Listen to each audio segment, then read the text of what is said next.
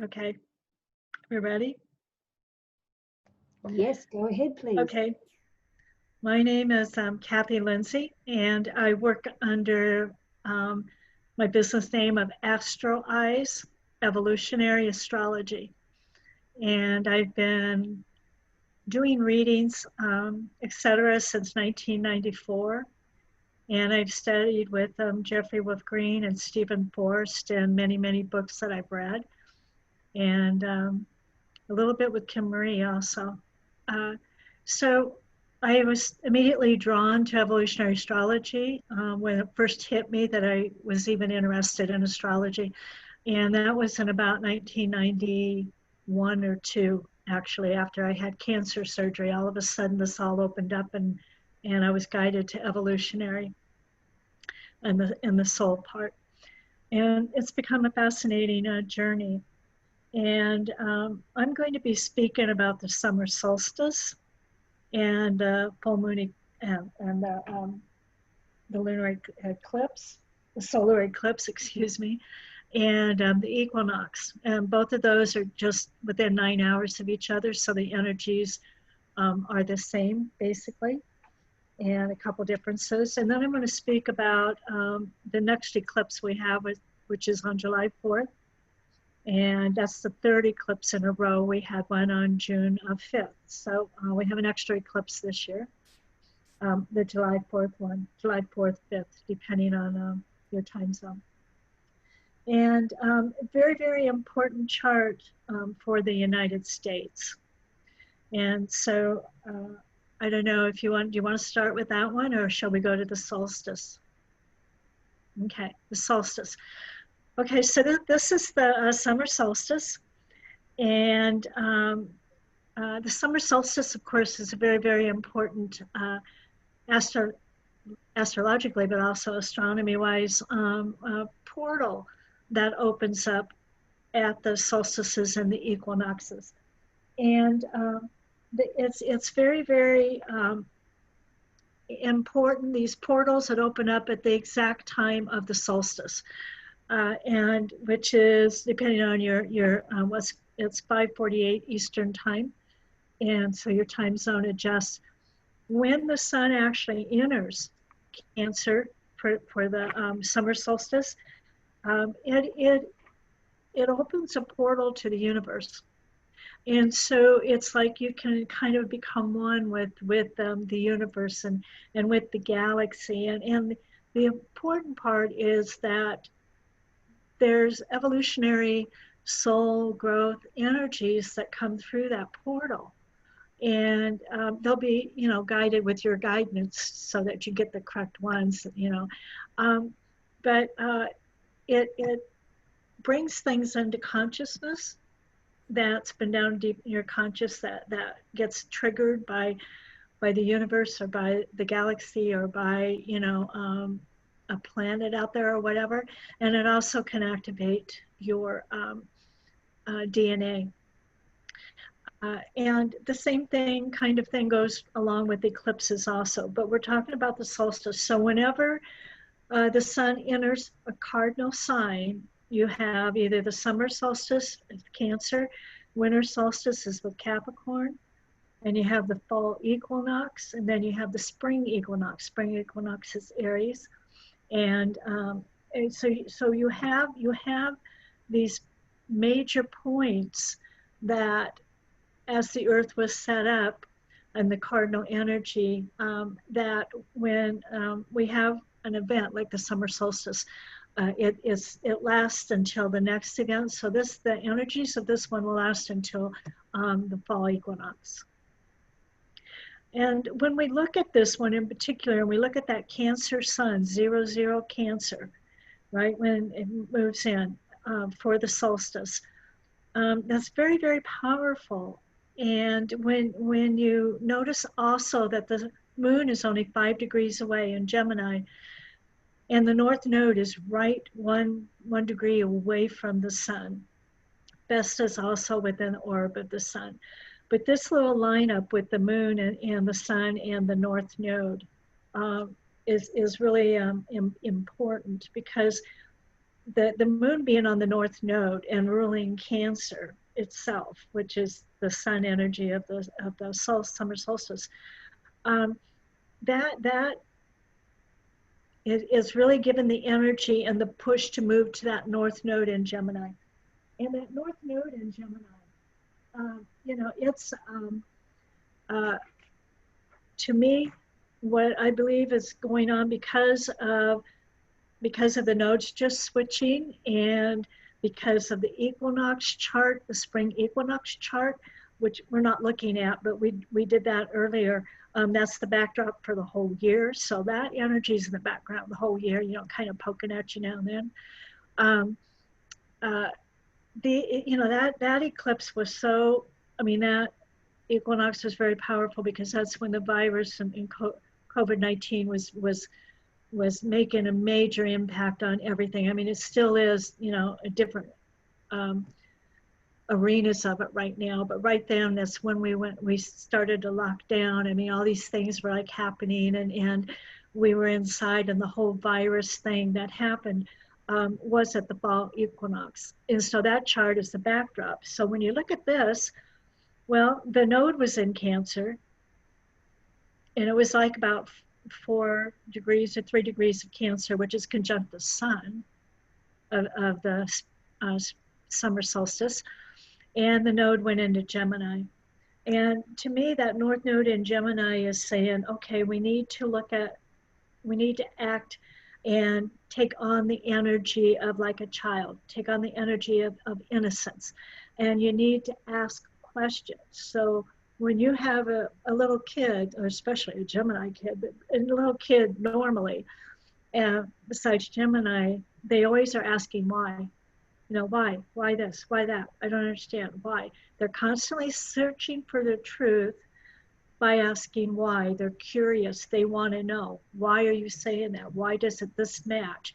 And you may be able to see how that's really kind of, when you look at the news, or, the whole virus thing that's still going on in different stages, and everything that's going on like that. A lot of people are now, asking why. And, here in America, I'm not sure down in Australia, but, we've had the racial stuff, the, Black Lives Matter, and a lot of questions being brought up then, and put in people's faces, and law people, lawyers, police, or whatever, to change maybe the way that they kind of do things. And that's very much that north node in Gemini. It's time that we kind of lighten up, look at our inner child, kind of be like a child that way, but ask questions, find out the truth, ask questions. And, of course, the Capricorn, the Sagittarian South node, well, the gray side of Sagittarius is, the preacher that starts believing his own preaching. Someone that starts out maybe not totally, all in as a preacher, and then starts making stuff up, and then starts believing it. And then that's one of the gray sides of that Sag South node, which, I've seen a little bit of that going on with all the chaos and disruptions that have been happening, this year.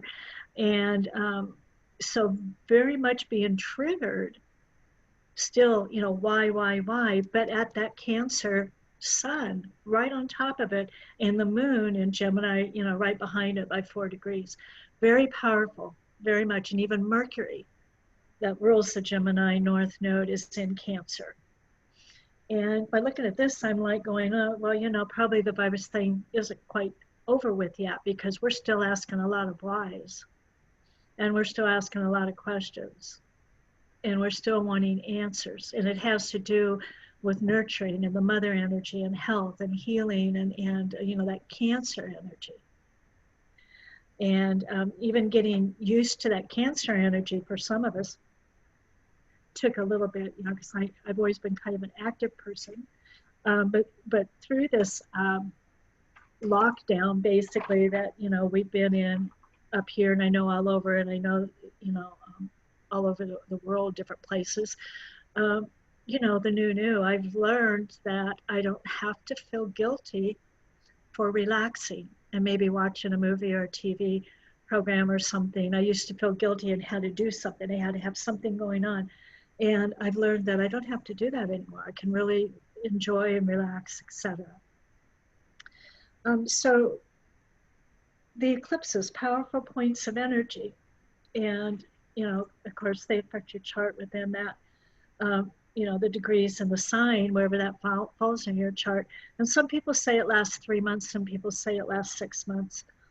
I believe that. I know it does last until the next, it'll be the fall equinox. So the eclipses do bring in a disruption in kind of the light energy somewhat, the longest day of the year here, and down in Australia, it's the shortest day of the year. And so there's that, stirs it up in our subconscious a little bit. And the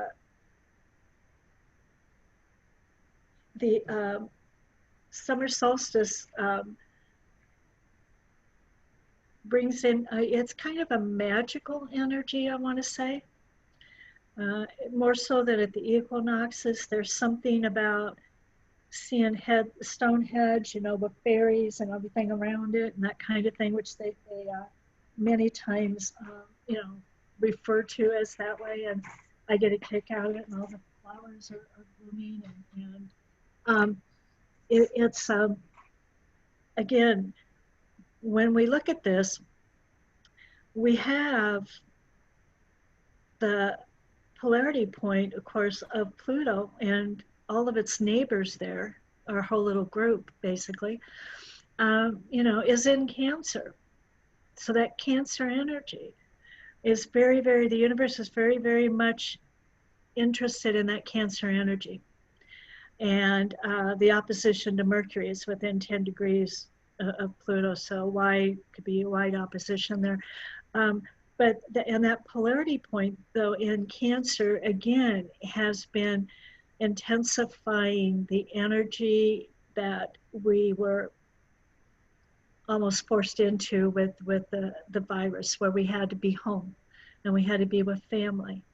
And just, the ones that you hunkered down with, basically. And people finding out that, they kind of really enjoy, eating a meal with their family a couple days a week, and watching a show with the whole family, like, or going out in the woods and going on a hike with the whole family. That all was practically forced on everybody at first, and then people started realizing they really liked it, they were missing it.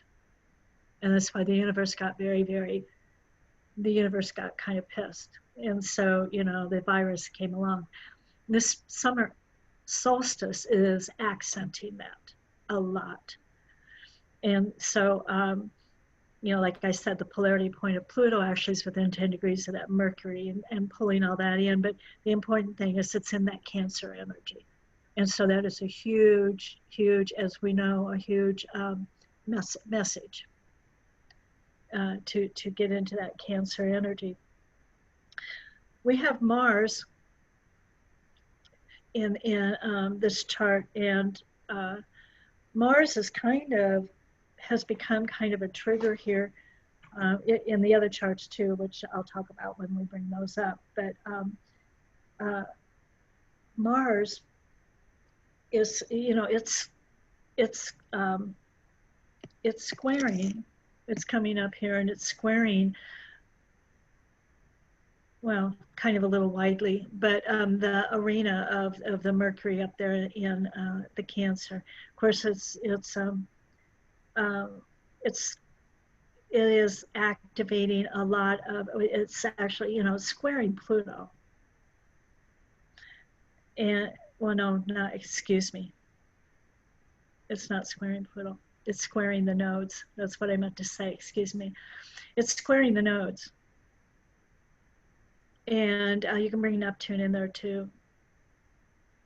And whenever you have Mars that's in a square aspect, or a conjunction, kind of a thing. But when you have it in a square aspect, it's going to activate, and it's going to activate all the areas of Mars, which, of course, Mars is, it brings in our pioneer and our adventure energies, and it brings in our courage and our standing up for ourselves and action, and it can bring in war kind of energies and fighting and arguments and accidents, etc.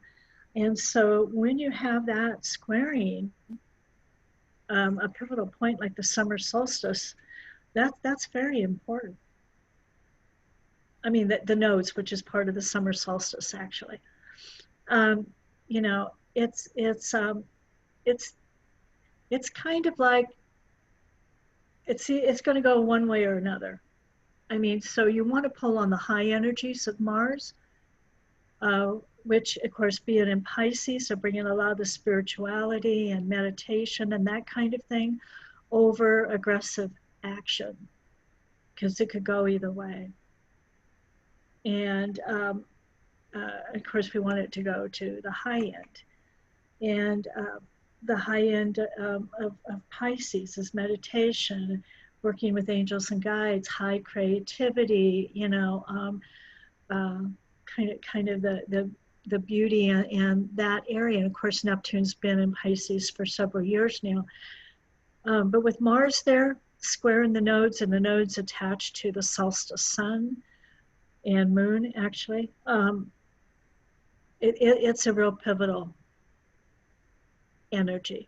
And so around the time of the solstice, which is Eastern time, 5:48, and in the afternoon on Saturday, kind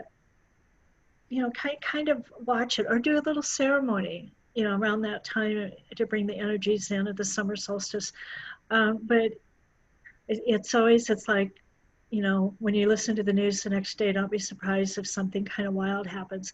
But it doesn't have to happen at the same time. The seeds are planted at that time, and it may play out over time, over a few days there. Cathy, Yes. would you say the higher energies of Mars are Mm-hmm. also emphasized by the opposition between Chiron and Juno? Because here we have a bucket chart once again, Yes. and Chiron in Aries is the higher expression as we move out to the outer planets, and it's Right. opposite Juno. So would that mean emphasizing our sacred relationships? Very much so, and a healing of them, a healing of relationships and your own relationships with people, and relationships with yourself, and relationships, of course, with everything involved. But yes, a healing of that, because it is very close opposition to Juno, which is a commitment. And not only contract commitments, but love commitments, and just commitments you make to yourself, which those hold as a commitment, even though you may not sign anything. Um, so some commitment kind of things may come to the forefront with this, and because it's in a T-square with the solstice sun, Chiron and Juno. And so looking at commitments, Mercury retrograde, internalizing on commitments, and I'm really getting a lot more when I looked at this of your own commitments too, and what you've been committed to, and what you're willing to switch and change at this time in history, because things are so up in the air and so kind of, chaotic and crazy. And even little things, like me committed to the fact that I don't want to waste time, so I would never relax. And then I was forced into relaxing and found out this isn't so bad. So kind of reevaluating and redoing that contract is a lot of what we're thinking and doing in this particular time period.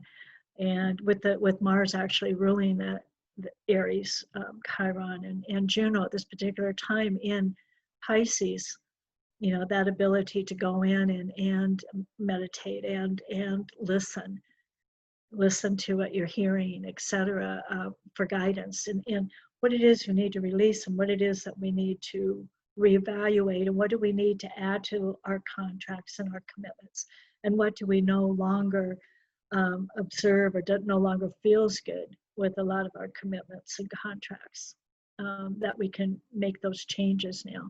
I think that's a lot of it, because of the handle part you were talking about is Juno, which is the commitment and the contract. So a real emphasis on that.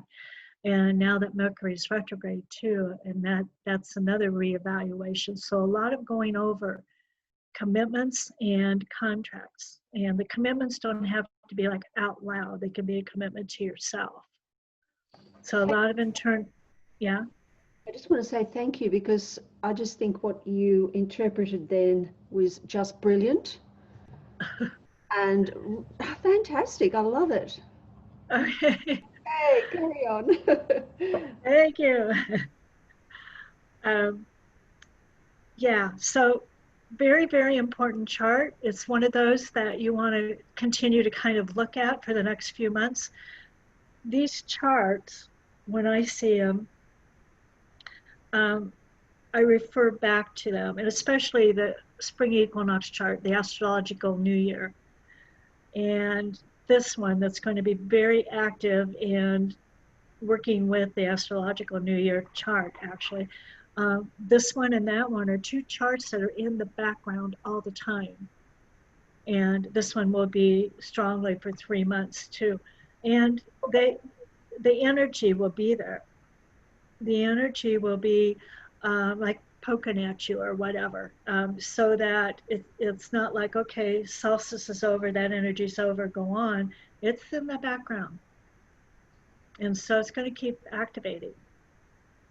At a lower level, of course, transits are a little more immediate. And then like the astrological new year, it's always back there. And then the equinoxes and the solstices is another layer on top of the astrological new year.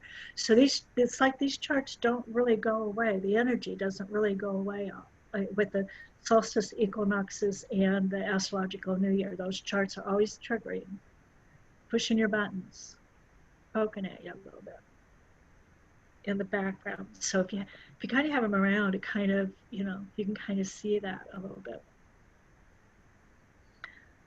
I'm not sure how much time we have left. Do we want to go to the eclipse? And the solar eclipse, and of course it's in Cancer. All this Cancer energy, lovely Cancer energy. And I say that so strongly because of the fact that that was so prominent, when this whole virus thing came out, and suddenly we were in a new normal, which we're still in a new normal. We always will be in a new normal, basically, because we are co-creating the new normal. We've been doing that since 2010. Only now the universe is serious. And she gets a little upset if you don't listen. And that's a real key to this Gemini North node. We ask why, we go into that kind of child kind of thing. But we can ask why, we can ask our guidance, and we can ask angels, and you can ask whoever you want to, your personal psychic or whatever. But if you don't listen, you're never going to get the right answer. You're never going to get the energy. When you meditate, half of meditating is listening. You communicate, half of that, Gemini communicating, half of that is listening. And another thing with that Gemini North node, which is of course prominent in the solstice chart and in this eclipse chart, and will be for a couple years here, it's duality also, seeing both sides of something. And having someone say why. Well, I can see this side, I can see that side. So why are you doing that? Why did you choose that? This is very much Gemini, and this is very much what a lot of people don't like to hear. They don't want to be questioned. Whether they're being truthful or untruthful. That's kind of something, that people don't like, especially people like in power, or CEOs or leaders, or etc. But that's what the universe is telling us to start doing. Look at the duality in things. Ask why. And you can do it with a kind of child kind of energy so that they don't get as mad. um, but that's a lot about that Gemini North Node. And the way the world is today, all over the world, and I know the United States is in quite a bit of chaos, and besides the virus, and people don't really like to be challenged that way. They don't want to see, they're stuck on one side, and they don't want you to ask questions, and they don't want you to disagree, and they don't want, like this. And the universe is saying, no, you got to look at both sides. You got to ask why. You got to keep poking at them, asking them why, and then listen so that you can come back with one. Okay. Um, so at this eclipse, now again, eclipses open the portal again, and your DNA gets activated, and your consciousness, what's down in there that needs to come up will come up. Um, it kind of creates a blip or a wobble, in the with time and with energy and the natural flow of light and dark. It stirs up things, and it stirs up your subconscious and brings it up into consciousness. And it can also activate your DNA, like I was talking about earlier, because both the solstice and equinoxes and eclipses open a portal to the universe. It's the one time we can connect with all intelligence. The ones here on Earth and the ones that many of us believe are out in the galaxies and other arenas and planets. It's kind of like a stream of knowledge, and codes come in with like these evolutionary instructions, is how I like to look at that. But eclipses, they can also affect the magneto receptors in our DNA. That's how it activates our DNA. It also disrupts radio waves and X-rays, can also be affected during that time. And it also affects our pineal gland with eclipses. And a lot of times there'll be earth stuff going on, volcanoes or earthquakes, etc., weird storms kind of a thing. And so the electromagnetic fields of the earth also get affected when there's an eclipse. Eclipses are like accelerated catalysts. It's either like whatever's affected in your chart or someone's chart or a nation's chart. You go through a period, it's either like breakdowns or breakthroughs. It's like something's activated, DNA's activated, a lot of things are activated, pineal gland's activated. And if it's close to something in your chart, it's either breakdowns or breakthroughs, events that happen. And sometimes they're associated with the deaths of famous people. And some eclipses, you notice that more than others, where several famous people will exit during that time. Even if you're not where the eclipse happens, where you can actually see the eclipse, you still receive the energies.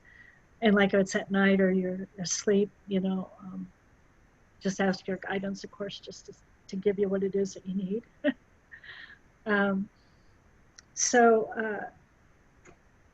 It's what I like to do with eclipses, as far as the eclipse itself, is the next day when I meditate or whatever, and communicate with my guidance a little bit, to see what they say has been activated in me, or see if they'll give me a clue as to, what messages I got, bring them to the surface, and this type of thing. I communicate with them a lot afterwards. My own little thing. So this eclipse of course, is happening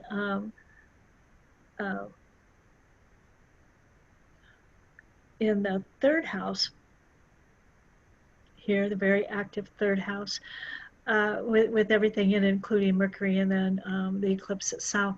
And then our planets up here, Pluto and Jupiter and Pallas thing, and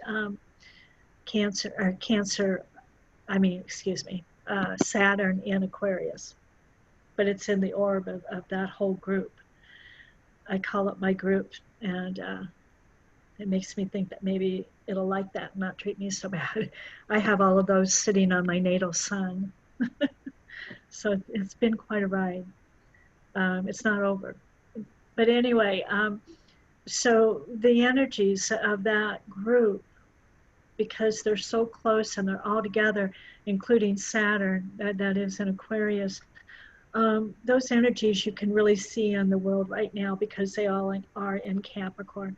And Capricorn, of course, is the um, Capricorn is the government and corporate America, et cetera, all over the world, all the governments, all the corporates, et cetera. And it's all of our structures.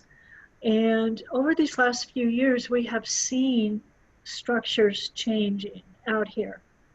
We've seen some structures changing here, and we've seen some structures changing here over the years. And from 2010, when it all started, the shift, as it was called, but this last, well, since January in particular, but even before that, clear like back to last summer and stuff. But when it started to get personal because we're in the last few years of this arrangement and this power, this Pluto transformation power that makes it happen, whether you want it to or not. We won't have that push. We won't have that power behind us anymore to make these changes. 2023, it dips into Aquarius for a little bit, goes in totally 2024.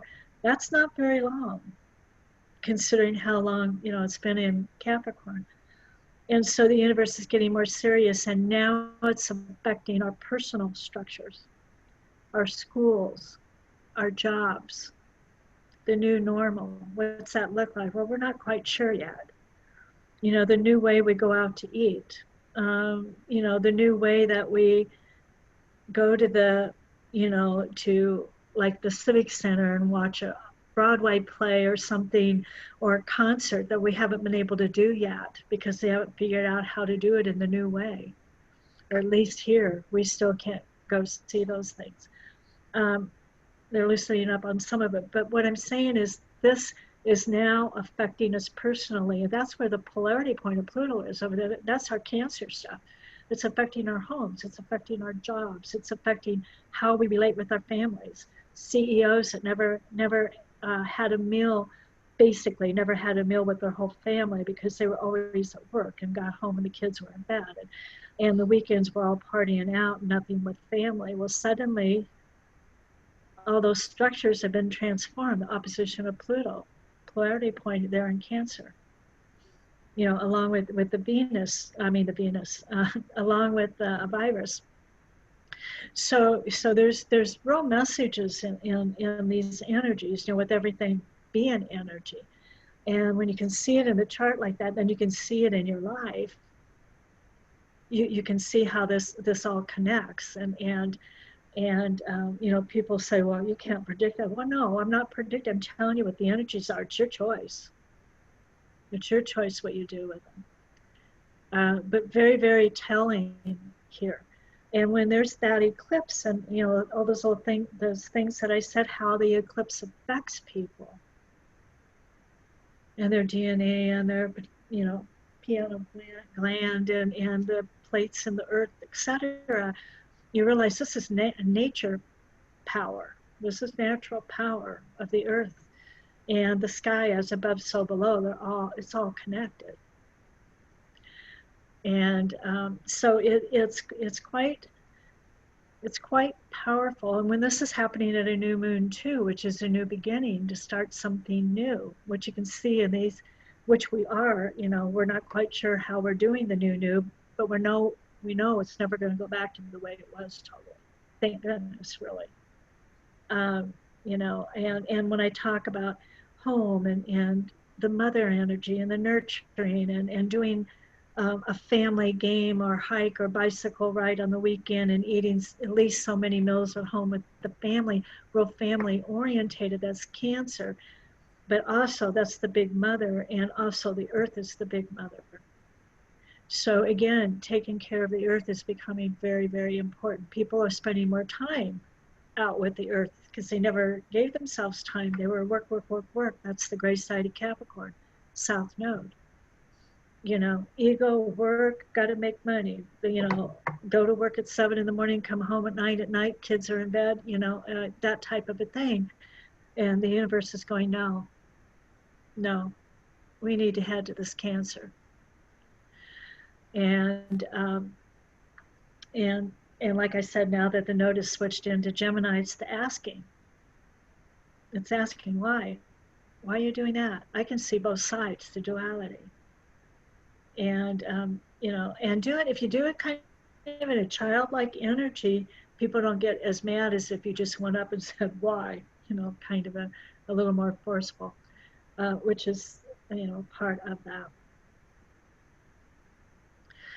So Mars squaring these nodes is very interesting too, because Mars, again, activating, and Mars can be passion, and Mars can be initiation, and Mars can be it can be kind of that pioneer, inventing something new energy. It can be what's somebody I can't think right now. A lot of that Mars energy. There's a high side and a gray side, and passion. Passion is part of the high side, and doing something with passion. But of course, the gray side, when it's squaring, can be brought up. And that is something to keep in the back of your mind during the solar eclipse, and also the equinox. I mean, the summer solstice, excuse me, not equinox. They happen within 9 hours of each other. And so the energy is all combined. And the only difference is the moon. For the solstice, it's in Gemini, and for the eclipse, it's in Cancer. So this is a huge message, again, from the universe with a lot of power behind it. We need to do this. We need to get it going. We need to create the new around family, around earth, and around nurturing, and around caring, and around respect, et cetera, et cetera. That's what the new needs to be about. A balance. Yes, we do need to work. We do need to have structures, and we do need to have government, which is part of Cancer, Capricorn. But we need to balance it with family. We need to balance it with the earth. We need to balance it with this new mother energy. So very, very powerful eclipse and solstice. Again, the same planet lineup is in both of them, because they're just 9 hours apart, except the moon has changed. And the moon was on the other side of the North Node in the eclipse chart, and now, of course, new moon eclipse. It's right together with the sun. And actually, Vesta can be brought in also. So it's a new moon eclipse on the North Node by 1 degree, and Vesta is just 7 degrees away. And Vesta, it's kind of like the passion of being able to keep the fires burning. Your fires or your passion, wherever, keep those burning. And it's kind of like, it's also kind of a burning of service, somebody that loves to volunteer a lot, likes to be of service to people. And that's kind of some investors too. And the passion of keeping fires burning strong in your own passion, your own business, your own love, whatever. And that's also real close to that, the solar eclipse and the new moon. So a lot going on. We always have our little group there, and right now it's kind of quincunxing, I believe. Pluto, Jupiter, Pallas Athena, etc. The North Node, if I'm looking at that correct. So right now it is kind of a hard energy. It's not an easy one to work with, and how are we really going to do this? And we're starting this new, and people are starting to get out and say things and protest, not the riot ones. That's a whole different reason, but the ones that are saying something, you know, I see this, we need to talk about it. That's that North Node in Gemini, as Pluto is helping to tear everything down so that we can build a new, because you can't build a new on a crumbling foundation. And Jupiter, love Jupiter, you know, Jupiter is always, you know, kind of the good luck planet, and joy and optimism, etc., but expansion.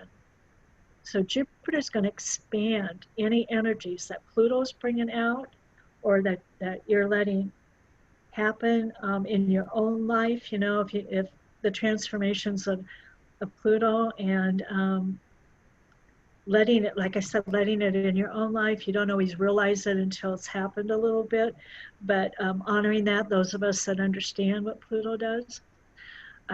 So if it's transforming something in your chart, Jupiter can expand that transformation, but it can also do it with a lighter energy, maybe, or a little more intelligence, you know, master teachers of Jupiter. But it also can expand the gray side of it. So working with that, wherever that is in your chart, is important. Any questions on this?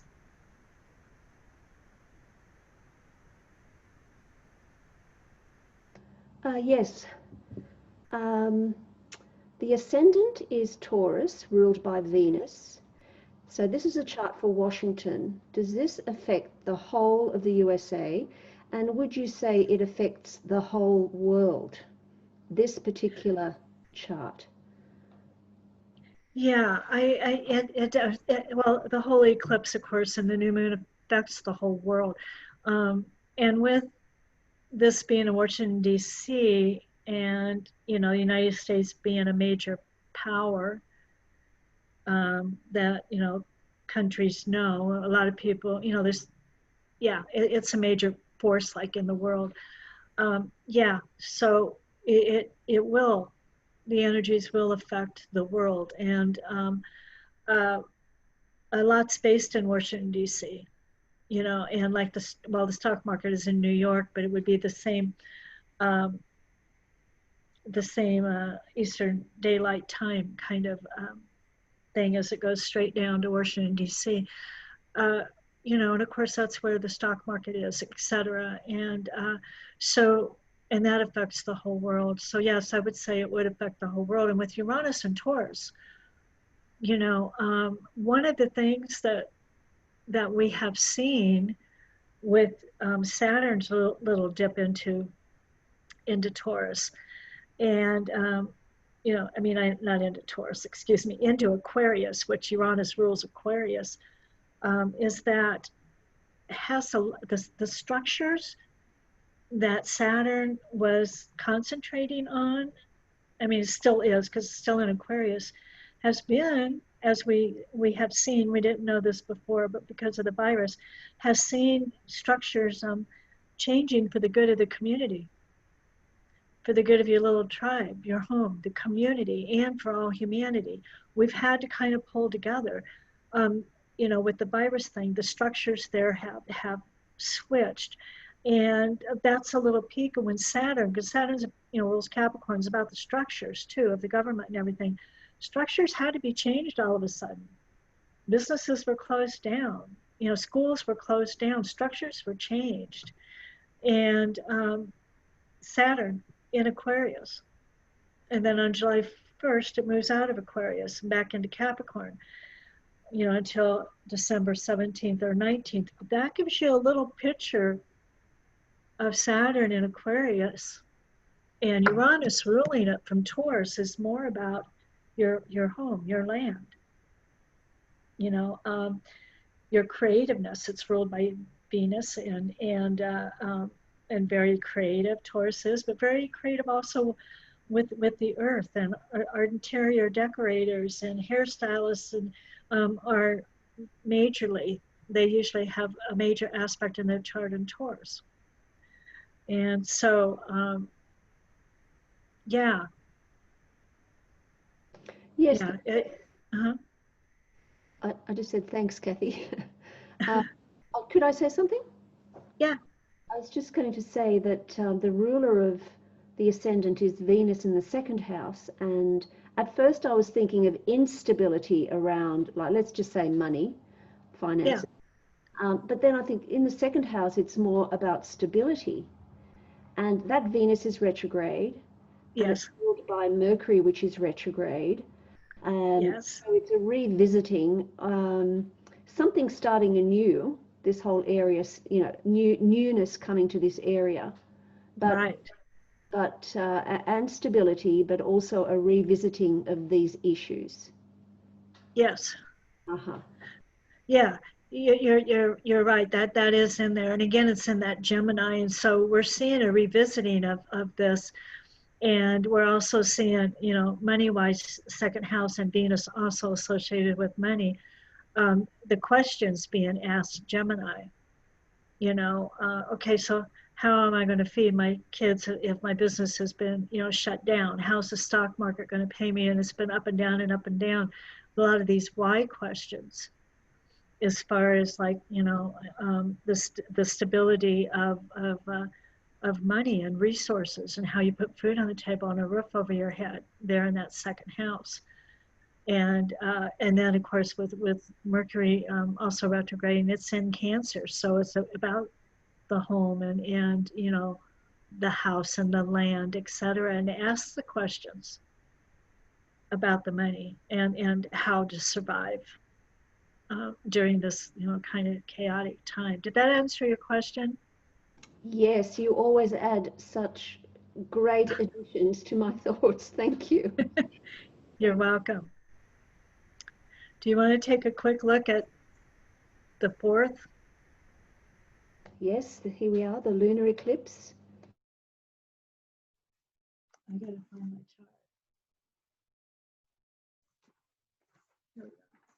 Okay, so the eclipse on July 4th, 5th, where we are time zone wise. We still have kind of the bucket with the handle, which, and it's, well, let me see here. Okay, and not too much. The sun is still in Cancer. Mercury's still in Cancer retrograde. North Node is still in Gemini. Um, Venus is still in Gemini, and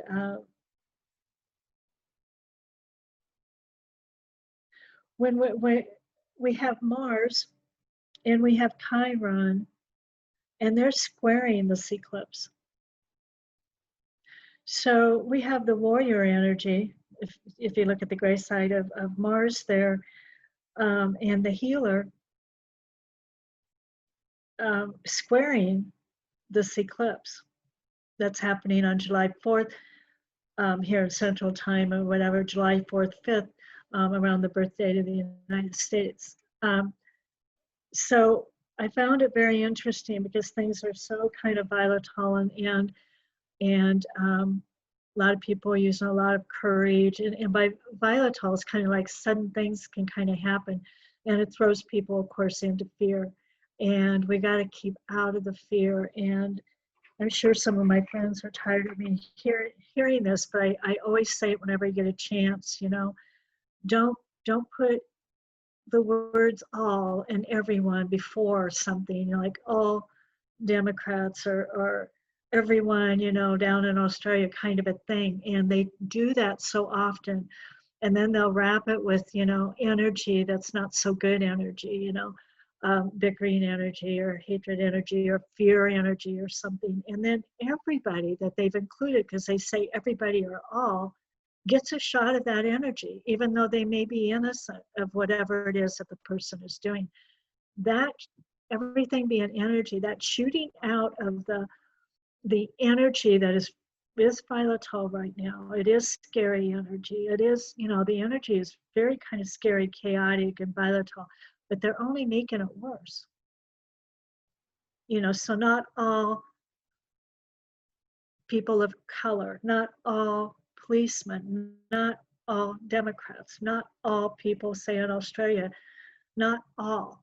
Some of them are doing something wrong, but not all. And when you put that out there, and it is an angst energy or fear energy, you're sending it to everybody in Australia, everybody that is, skin is of color, everyone. And I try to get people to realize that, they got to start Gemini North Node watching what they say and what energy they wrap around it.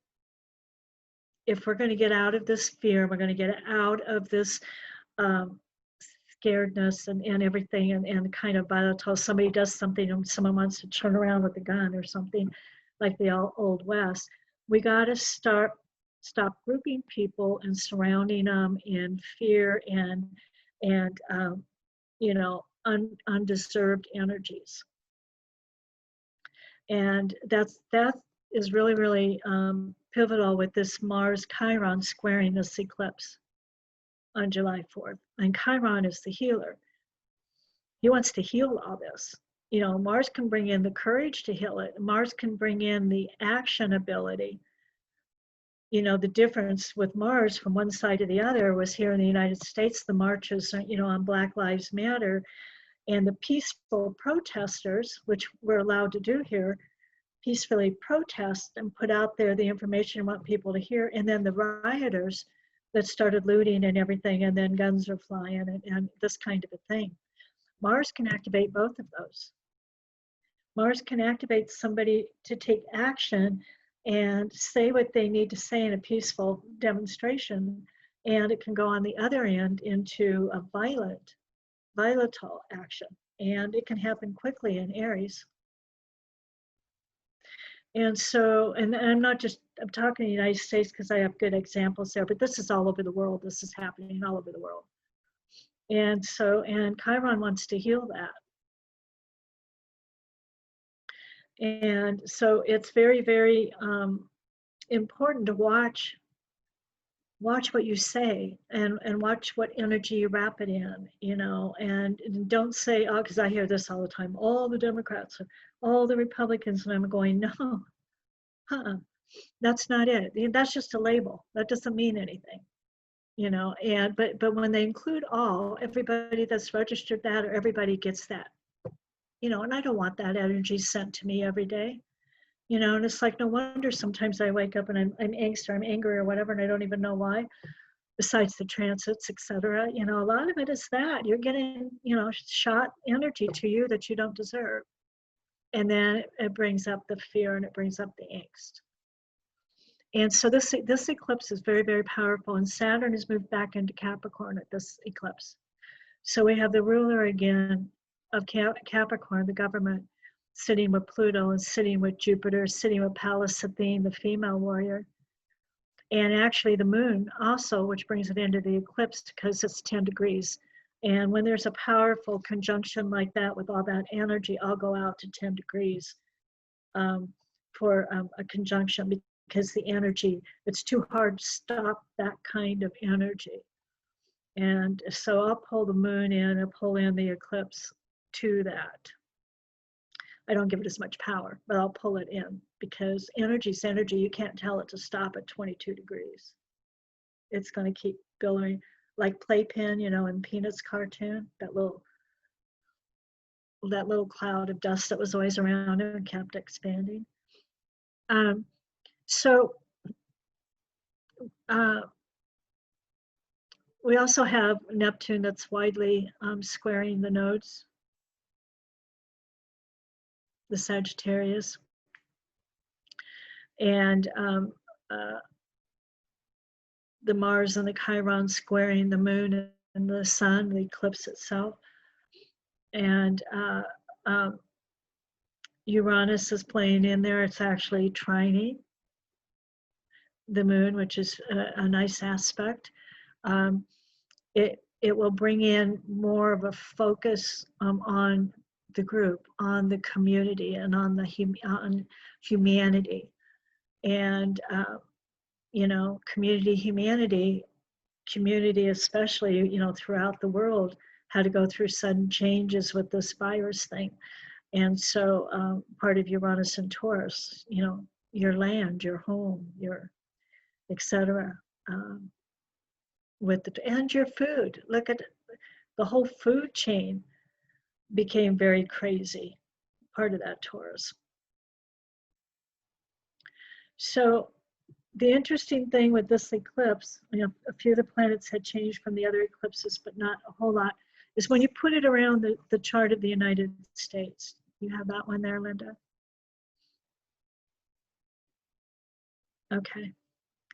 If you notice, the eclipse is at 13 degrees Cancer, and if you notice, the sun of the United States is at 13 degrees Cancer.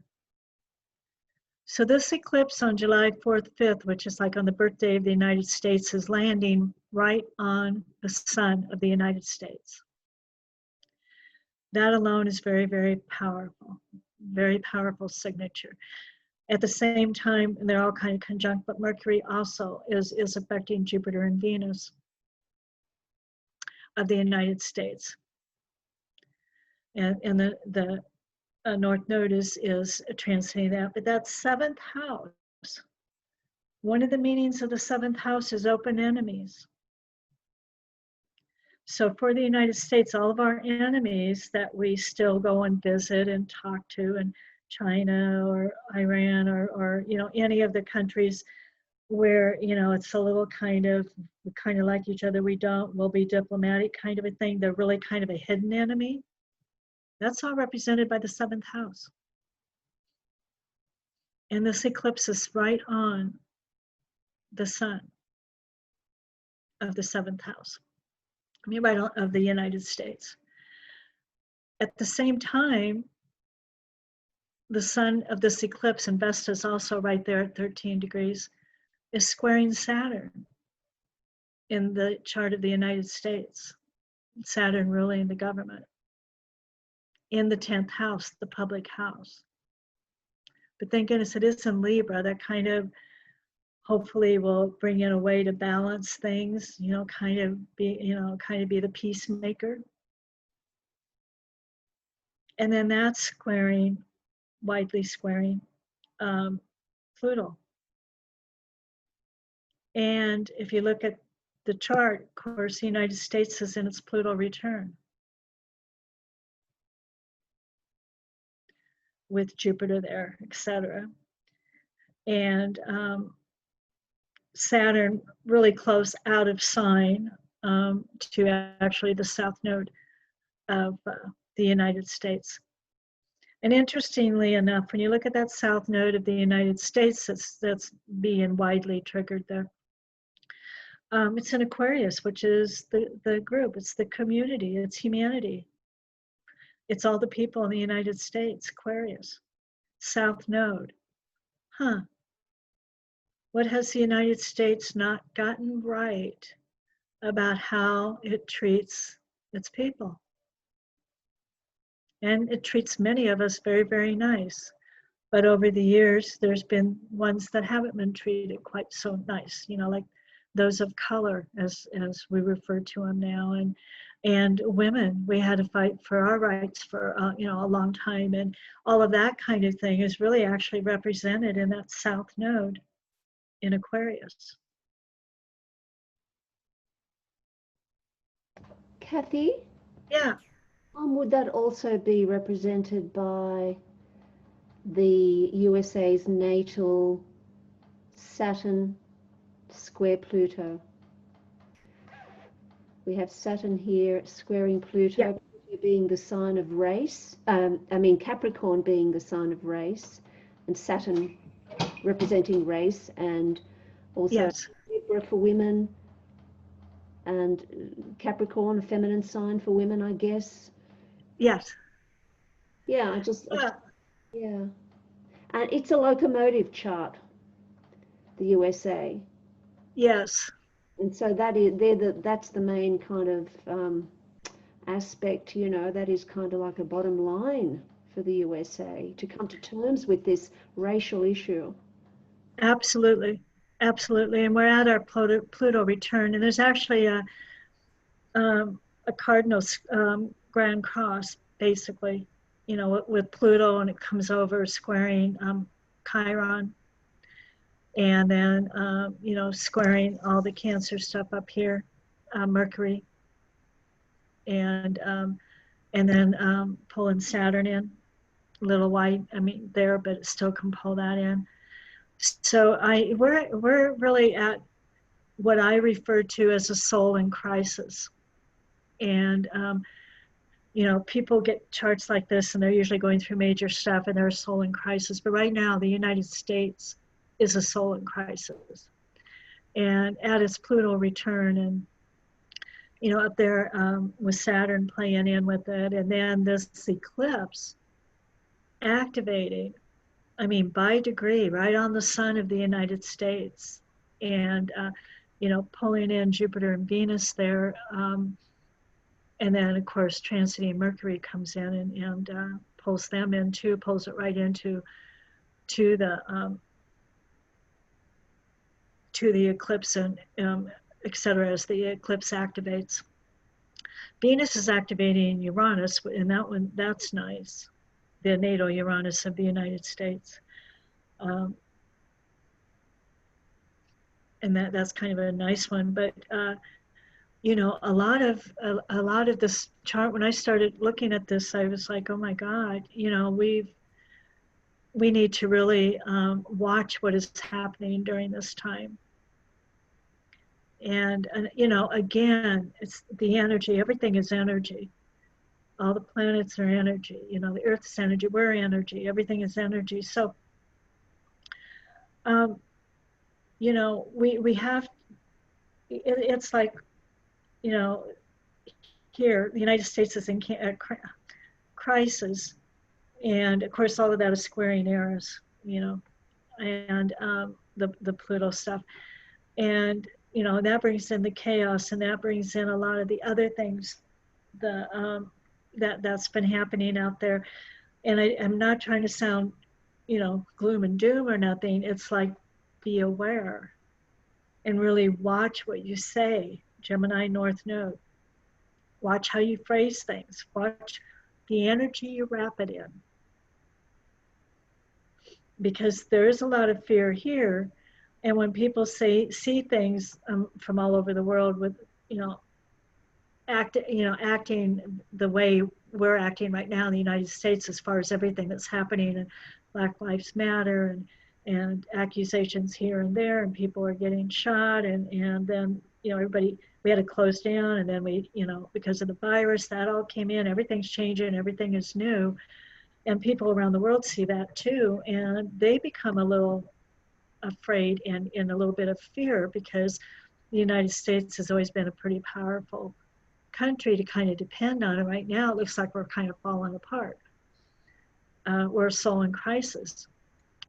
I did look up, and I thought about this earlier, and I should have, but I don't know how many other countries have had, that I could really work with at this point, their Pluto return, but this is the first Pluto return for the United States.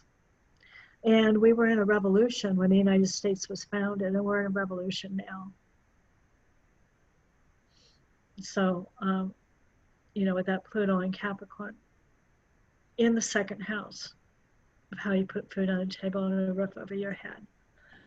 And so it's, and Saturn's right in there with it again now too. Cathy? And, I find it very interesting that the USA chart has a T-square with Chiron, Pluto, and the Sun. Yes. Now it's kind of repeating in this lunar eclipse with Pluto, Chiron, and the Sun. Yeah. It's just amazing. Any comment on that? Well, and you can even, with the Sun, you can even pull Saturn in, and it'll be a cardinal grand cross. And so to me, that means that the universe is wanting us to look at this. And the universe, this is one of the ways we can heal it, if people would listen to us astrologers this way, and they can make their choices. But again, stay out of the fear, stay out of that, and don't send it to people. That's where we're making a lot of mistakes.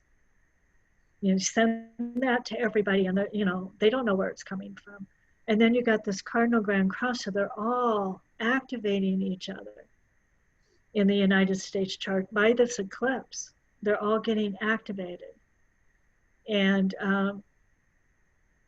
Chiron wants to heal. Chiron wants to heal the family, the family, the United States family, the fourth house. And, without all the fighting, using the high side of that Aries to take action on that. And of course, the sun and you can even pull Mercury in there for some of this. But the sun of the United States wants to shine brightly with, the cancer caring and taking care of people and helping people out throughout the whole world and the United States. And being kind of that big mother kind of a thing with empathy, feelings. Cancers feel things and they're very intuitive and they want to help and they want to feed. And, of course, when you look at the seventh with the open enemies part, some of our open enemies we have been feeding as a country, and made it so that they could have fresh water and send food over every now and then, or however all of that works. But you know what I'm saying as far as doing that for countries that need help. But we need to do it for ourselves too. And that Saturn in the 10th house in Libra is saying, Saturn ruling the government in corporate America, et cetera, all over the world in Libra. Okay, let's do this. Let's do this fairly. Let's balance this out. So let's do it through peace. Let's be a peacemaker. Let's do this without any angst or anything. Let me send you some food and some water. No angst, no fear, no judgment, no nothing. I just feel you need it. Take it.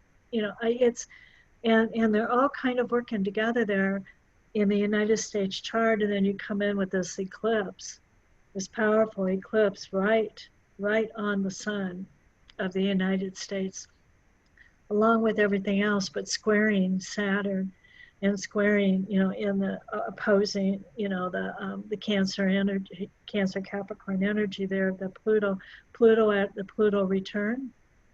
That's huge in itself. That's why we're so in crisis. That's why our structures that were kind of out here in the world and now are becoming personal are being torn down to create the new. We're at a Pluto return. And, again, we were in a revolution when the country started. We're in one now. And so, the United States is in a very pivotal point right now. I refer to it as a soul in crisis because of the Pluto return. And then this eclipse is activating so much. Now, whether anything will happen at the time of the eclipse that day, etc., it doesn't have to, but the seeds will be set. So when I was looking, like I said, at this little extra eclipse that the universe gave us, sometimes the universe can be very cute in how she tries to get our attention on things. When I started looking at that, I thought, wow, oh, wait a minute. This is a lot. And of course the moon, the lunar eclipse, the full moon, is sitting there in the first house, at 13. It is, I guess it's like within 10 degrees of Pallas Athene. You could pull all of that in, and it probably actually the energies will be where that could happen, because the energies are so strong with Pallas Athene and Jupiter and Pluto and Saturn. Remember, all of that is squaring Eris. So Eris is pulled into this square. I mean, Eris is activating this square also. It's activating Chiron, or the Grand Cross. And so, I mean, you have Eris there. She's one to deal with. Very, very, what do I want to say? Very, very prominent in charts over the last few years. Very prominent. And causing a lot of chaos and causing a lot of disruption and some jealousy and yeah. Do you know where Eris was when, during the birth of the USA, 1776? Boy, I don't. I'll have to look that up. That's a good question. Yeah, yeah. Letting you know that we have about 5 minutes left. We'll have to wind down soon, so I'll leave it all over to you now. This has been a fantastic meeting, so please Oh, continue. thank you. Thank you. Um, I just want to say again, those of us that know we can continue to let people know they have to watch what they're saying and everything. And here in the U.S., it's just become crazy. The division everywhere, which is part of this Pluto return, and it's also part of a lot of these other things that that transit wise that have been going on. Um, and now that all that squares Eris, but all over the world, we really got to watch, like the anger and the stupidity, and the name calling, and the just all of that kind of stuff, because that is adding to the energy of fear of the transformation that we know is happening, and that obviously the universe wanted to happen, in our government, in our structures, and in our rules, all over the world, with Pluto and Cancer, and even in our corporate areas. And we can see this happening now, but it's had to almost be forced. The virus forced it. The new norm is, well, we can work from home. I spend time with my family. We're going to go, ride our bikes this afternoon, the kids. And I mean, you can see this transformation happening, and it's almost like people are enjoying it. They never knew they would enjoy it. They had to be forced into it. So us astrologers that understand more of the soul stuff and understand the energies and how everything is energy, kind of guiding people to use their energy in a high way, in a way that adds, what do I want to say, adds the ability to think positive, and adds the ability to creatively think and to come from the heart, and this kind of a thing, instead of wrapping everything into a division kind of thing, you know where and the whole mask thing with the virus. There's so much division, can you wear it or no, and does this, it does that. There's so much division. It's like, stay out of the division, and stay out of the judgment, stay out of the pointing of the fingers. If someone wants to wear it, great, let them. That's okay. But there's so much division and pointing fingers, and hate energy out, fear energy. And I don't think that's just in the United States with the mask thing, but the virus, but that's part of it. I mean, and you can see, and when the fear builds, and the angst builds, and the division builds, and there's so much division right now in the United States that is Pluto return, division between masks, division between being, having to shut down and not, division against Democrats and Republicans. And I don't even know what they mean anymore. They don't mean traditionally what Democrats and Republicans meant. It's all different now. And and I tell people I vote with my heart and my soul at the time of the election. I don't use a label, but they're using it for division. And there's so much division wrapped in hatred and wrapped in fear. And I don't know if it's that bad like down in Australia, Linda, or I know it is in some other areas of the world. But right here now, a very public and looked up to often country, the US, it's very, very, very, very strong. And so, people are watching this, which they all over the world, you know, um, we've got to come into balance. That's Saturn in Libra. That's what we need to be doing. That's part of this activation. Saturn in Libra in the 10th house is seeing us as a country that okay, let's try to do this peacefully. Let's bring this into balance. Let's look at all of this. Let's do a little bit of the love and creativity with the Venus that rules that. That's why that's there. That's why that's squaring the Pluto in the United States chart, and the Sun, and in that whole square situation. So I think that's very pivotal for the whole world right now, besides the United States. But with these three eclipses, the one that happened, I think it was June 5th, this one on the 20th that actually is connected with the solstice, and that's an Earth very thing too. All of this leading up, and then the universe throws in this extra little chart, right on the sun of the United States. I think, there's a lot of messages there.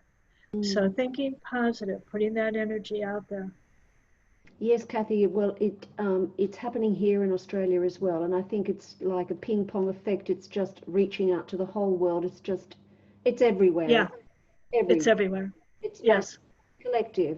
Yes, and yeah. So, any final thoughts before we wind down?